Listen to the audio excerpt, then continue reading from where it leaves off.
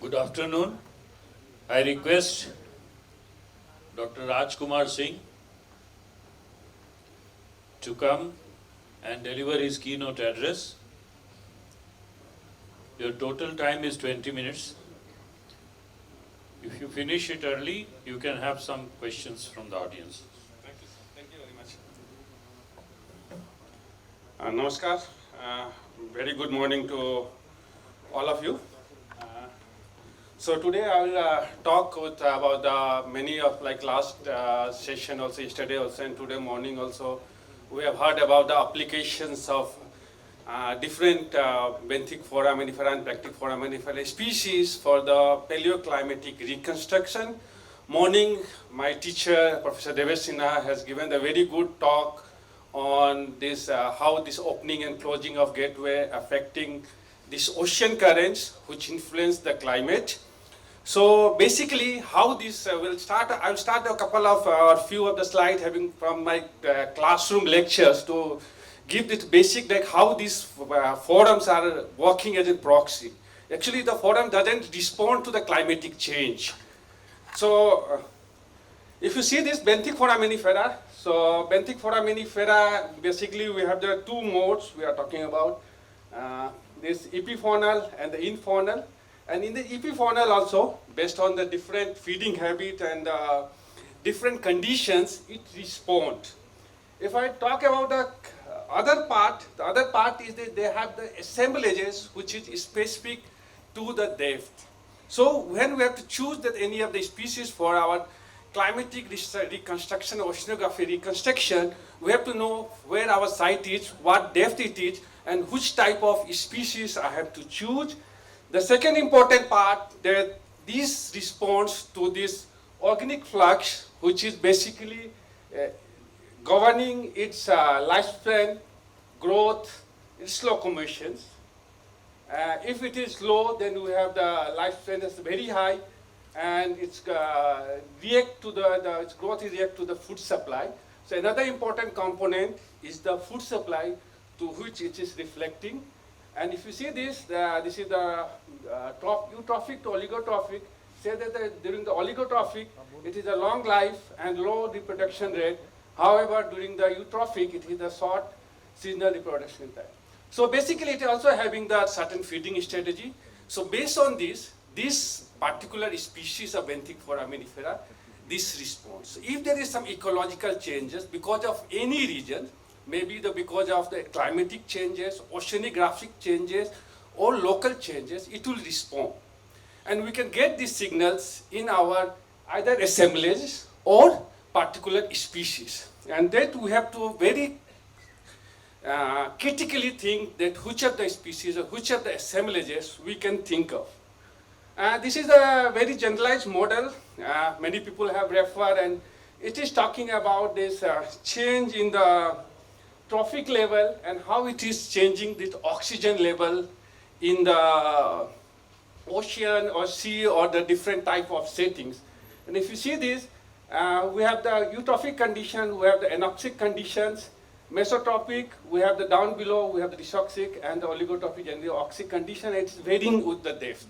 So basically, that when you have the assemblages, and Nigam sir and many people have used the morphotype, like this disoxic have been elongated, and the oxic one is rounded, because this morphotype also changes because of its habitat.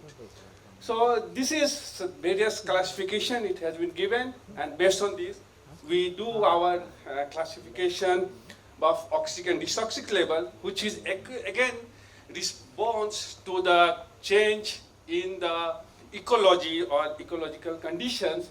And basically, so we have to reconstruct, when we want to reconstruct this, we use this certain micro-species approach if we have to do the motor oxygenations, or some faunal diversity and micro-species, or if you want to know the organic matter flux, we have to do the flux dependency. So there are just like Nigam sir labs, and many people, they have done the recent observation, modern observation, which is required, which is essential to understand the response. And without this, we cannot reconstruct any of the core data and core record. Even like when we have tried in the Chilika Lake also, we have not found like any record to compare with that how this it is responding in the lagunal environment, because each and every settings, they are having the different response. So we need this modern condition, and I can say that Chilka, like we found that these forums are not a good proxy to work on for the paleoclimatic data. So we found that ostracodas are better responding in compared to the benthic foraminifera in that setting. So we have to know this, and then we can use these fossils to reconstruct our paleoceanography and paleoclimatic. So basically, as Rajiv said, that we have to move to the quantitative data record for our paleoclimatic and paleoceanographic reconstruction, which you can go do either by the isotopic measurement or magnesium calcium measurement on the forum test. But here also, we have to know which species I have to choose, why I am choosing this species, what ecological conditions I am expecting by choosing this particular species, either for the magnesium calcium or for the isotopic analysis. Even like different type of epifaunal, infaunal, having the different delta 13C values in the different settings. So basically the other important part is the like qualitative data that we are using on the basis of individual species assemblage, and the morphological variation. And this basically has been governed by the certain external forces, which is having this response and its archive in our core setting that we are studying. Some of these having like having the variation, having the cyclicity because of the change, which is not driven by the tectonic movement.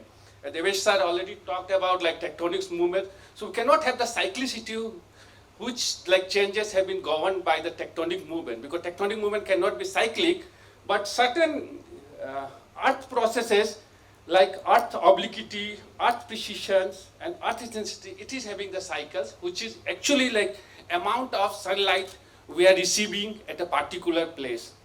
Now in the present study suggests this 100 kiloyear cyclicity is not the eccentricity cycles, it is the global CO2 flux.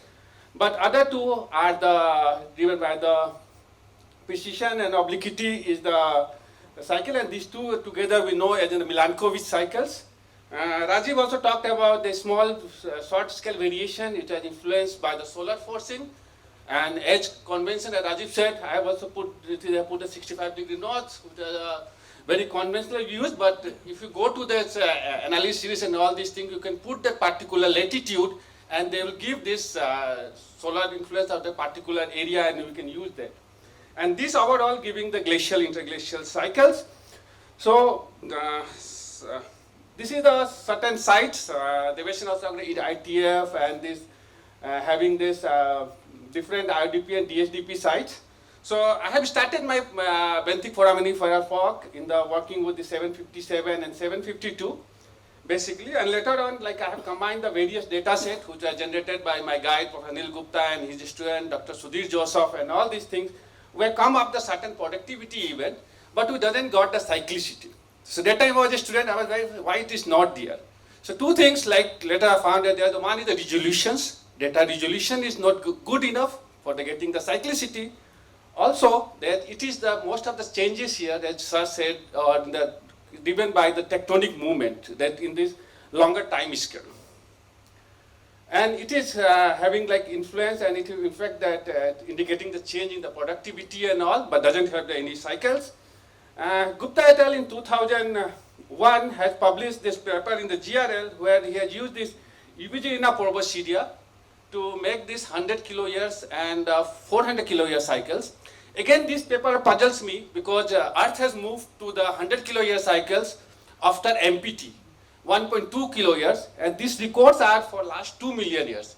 So how they have got in the 2 million record that 100 kiloyear cycles? Either there is an artifact in the analysis, or that 100 kiloyear cyclicity was existing before the MPT. So I don't know, but most of the record says the 100 kiloyear cyclicity we get only after the MPT. Prior to that, the 41 kiloyear cyclicity, the Earth was driven by the glacial interglacial cycles, which control the ecology, were driven by the 41 kiloyear cyclicity. So some of the studies we have done on the Japan Sea and the East China Sea. And Japan Sea has been very controlled setting because it's the semi-enclosed basins, not have much of the changes. So we have used this benthic foraminiferal abundance as in to understand that regular paleoceanography, and it is based on its environmental preferences, and they are a suboxic and disoxic and all this nature. So these are the regular inferences we have got, we have published, this is a different thing. But important part is that here we are trying to find out that this oxic, disoxic conditions, is it governed by the certain changes on the earth obliquity, or what was the causes. That only warm current which is coming to this Sinha warm current, which is a part of the Kuroshio current, and Kuroshio currents are taken that coming from that Western Pacific whirlpool, so it is having the heat coming from that, and it takes in between the nutrient and all these things, so that cause the productivity.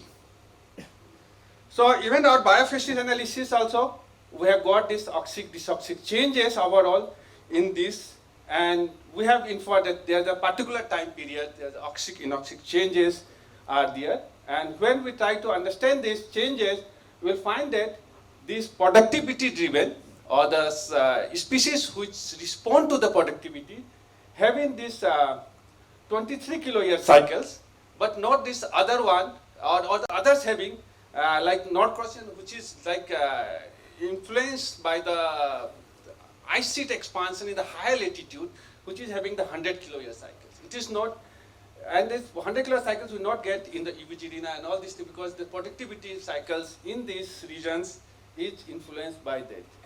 As I said, like this is also the 2.5 million year record. So as I said, that cannot be the 100 kiloyear cycle. So we have done this cross spectral analysis to know when this cyclicity was there, which time period it was there, and we see this 100 kiloyear cyclicity was started around 1000 mA, that is 1 mA. This means 800, like after the middle Pleistocene transition, and this is the beginning phase, and later it was strengthened in the after the MPT. However, the other cycles, like 41 cycles, it was there during this 2000 to 800 kiloyears, and the 23 kiloyear cyclicity, it was not very continuous. It has occurring in between, and it is driven by the productivity. So we have also tried to understand this in the, like I said, like all the proxies cannot be used as an indicator for the monsoon and all these things. So bouloides are one of the species which has used as an upwelling indicators in all the places, and we are used in the monsoon proxy. So we try to see that it can be work as an East Asian monsoon proxy here or not. And Jew river is the, because I said like Kuroshio current driven by the West Pacific whirlpool, so it is having the warm current, it is an indicator there in that region. Clemens et al. Suggested, and they have done the magnesium, calcium, and the stable isotope analysis, and they found that when they have removed these global signals from the East China Sea water, they have found that it doesn't have the 23 kiloyear cycles in the monsoonal record. So they said that East Asian summer monsoon doesn't have the 23 year cyclicity. The 23 kiloyear cyclicity is because of the global signals. However, if you see this speleothem data, the Cheng et al. Have published one of the longest record of the speleothems and 650 year record, and they have very clearly demarcated 100 kiloyear cycles and 23 kiloyear cycles. So when we try to do this, we have found that, So this, having this bouloides, having the 23 kiloyear cycles, it is there, but it is not related to the monsoonal upwelling.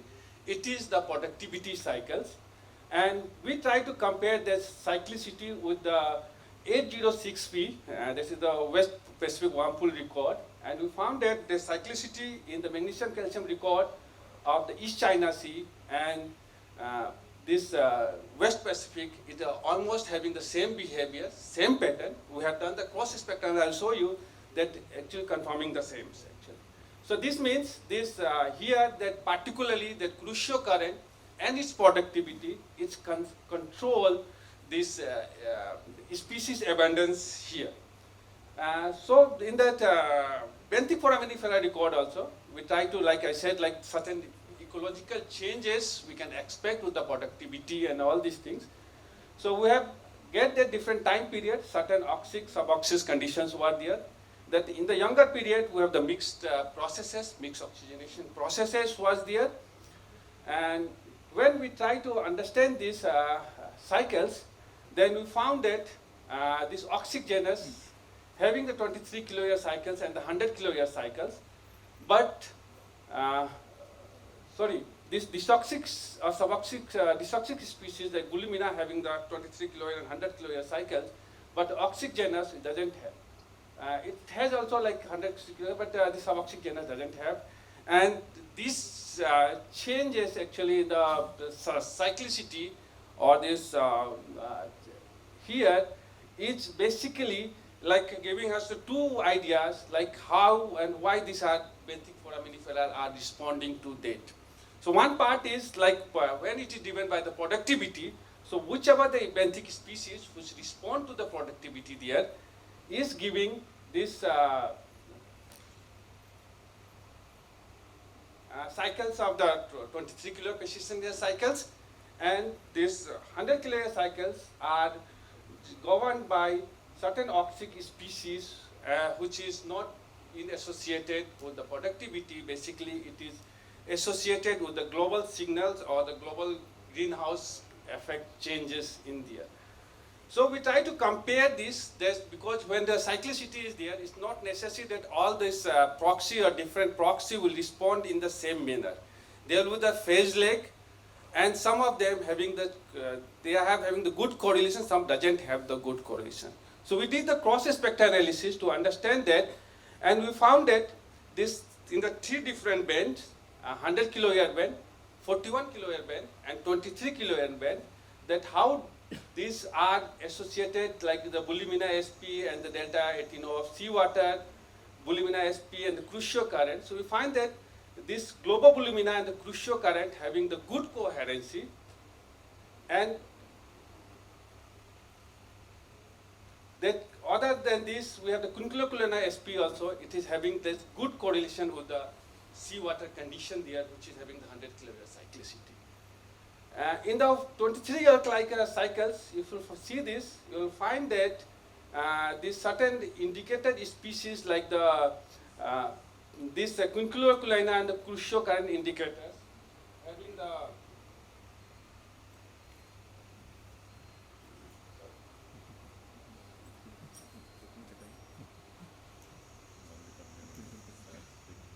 crucial current and this delta 13C values are having these cycles. And for the short-term scales, we have the solar cycle, as Rajiv already talked about this, having there, and we need a very high resolution record. Professor Nigam, Dr. Nigam, 1992 published a very good record that has compared this benthic record, that morphological record with the rainfall averages, and for this. And we find that when we have the good high resolution record, Rajiv also said, and I am also showing that from the Arabian Sea, it actually has giving this 208 years solar day varies cycles and other small cycles in this high resolution record. But in our long record, it is very difficult to find out these small scale cycles because there are lots of small changes which has been missed from our proxy records, and that's when we are using the long-term, making the long-term record, we are getting the orbital scale signals, not the solar variability signals in our record. So, in summary, I will say that benthic foraminifera are the ideal proxies, and it is basically giving the ecological inferences, and cyclicity reflect the change in the ecological conditions. For the long durations, we need at least like we have to go the Milankovitch cycle 10 kiloyear record, and short duration we have to centennial to decadal scales data are required, and sedimentary Z for each is the important factor. So I like to acknowledge my guide, my friend Momita, and my student Manisha and Nishant, who have generated these records actually, and some of this discussion with Anne and Wolfgang allowed me to clear my ideas. My master students who generated a beaten piece of record. Board scientist colleague of 346, IIT 343, and the funding agency IIT Bhubaneshwar, MOE Ministry of Earth Sciences, and ACRB DST India. So thank you, and this is the microscopic photographs of some of the foraminifera. It's not the Asian photograph. So thank you very much.